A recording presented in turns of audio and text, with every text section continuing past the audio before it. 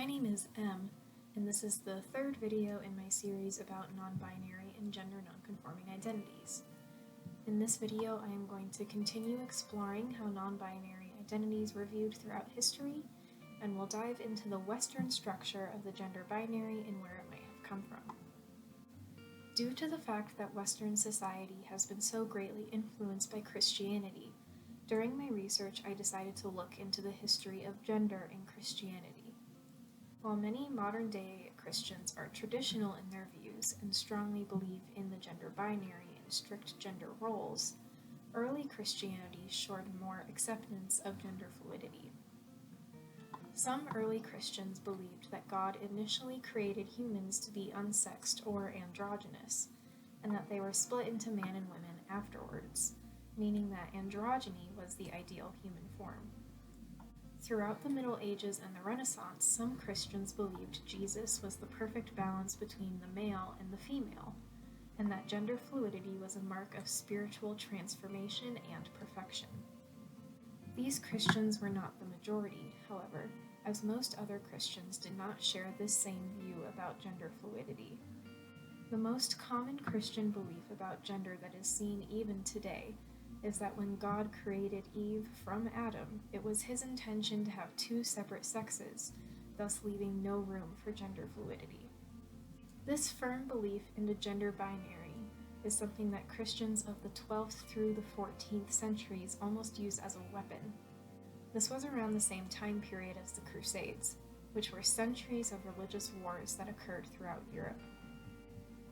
Largely, the Crusades were wars between Christians and Muslims, and the Christians were aiming to reclaim the Holy Land, Jerusalem, for themselves.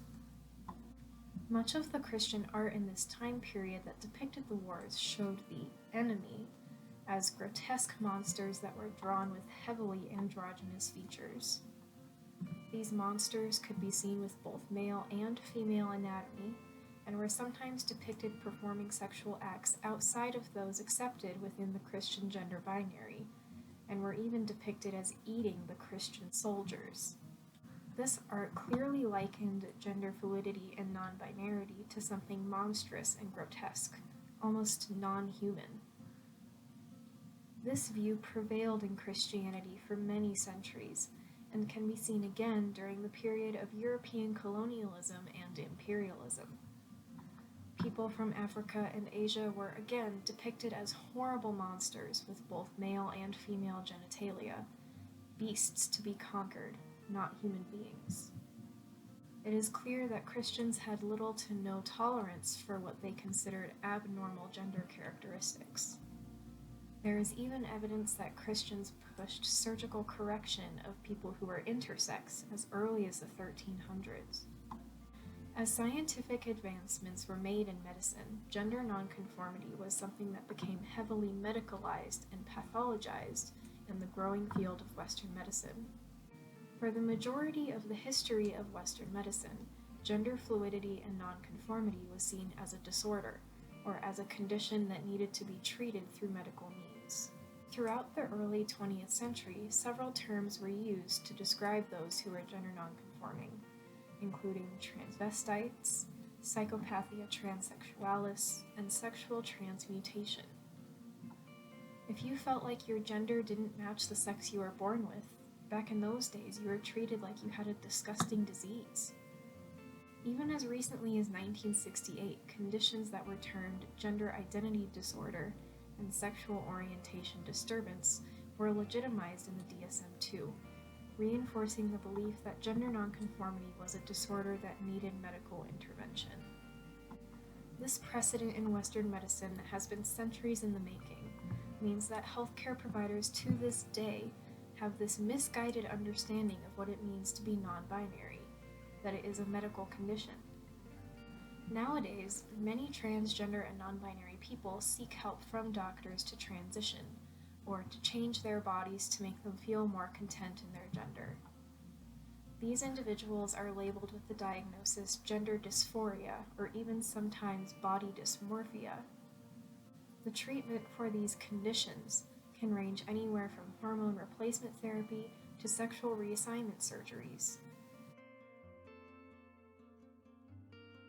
Because of all of this, Western healthcare providers have very little understanding of non-binary and gender non-conforming people beyond their scientific lens. This has resulted in the Western healthcare system being quite unwelcoming to gender non-conforming people. Many healthcare providers have a hard time looking outside of the gender binary and automatically assume that when someone says they're non-binary, it means they're actually transgender and want to fully transition. Many non-binary people who are seeking healthcare have reported their providers asking inappropriate and unrelated questions about their genitalia, and then making assumptions that they want to have surgery to remove or change their genitalia. The issue the person came to seek healthcare for becomes ignored when their provider's curiosity and ignorance about gender nonconformity takes over. Often, non-binary patients are left to educate their providers about their gender, what it means, and what the person might want in terms of transitioning. Some non-binary people have had to forego their identity just to say they're transgender, so that their provider will have some semblance of understanding and stop asking them questions about it.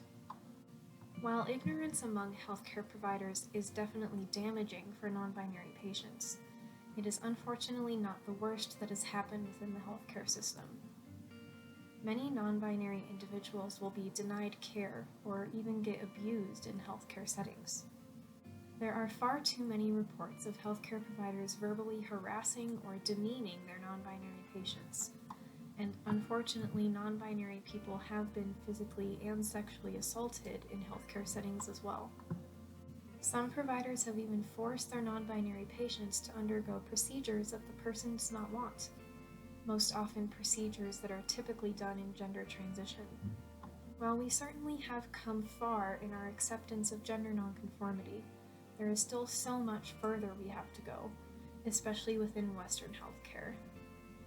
Doctors are not educated about transgender and non-binary individuals, and it is clear that the gender binary and the precedent of transphobia is still very prevalent in the way that providers treat their gender nonconforming patients. In order to make changes in the right direction within the healthcare system, we have to start with properly educating healthcare providers about gender fluidity.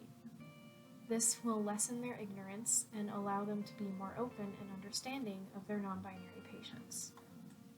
It is important to not make assumptions about a person's body, name, or pronouns based on their gender. The best way to find out is to ask and be respectful. Systematic changes need to be made as well, such as updating intake paperwork to include non-binary identities and language, and including non-binary individuals in legislation that would affect their health care. It is imperative that we as a society work towards making healthcare a safer and more accepting place for non-binary people. The ignorance and discrimination that non-binary people face in healthcare is incredibly damaging, not only to their physical health, but their mental health as well. Mental health among gender non-conforming people, both the good and the bad, is something that I will be exploring in my next and final video in this series. So stay tuned if you want to hear more about that. Thank you for watching. Bye!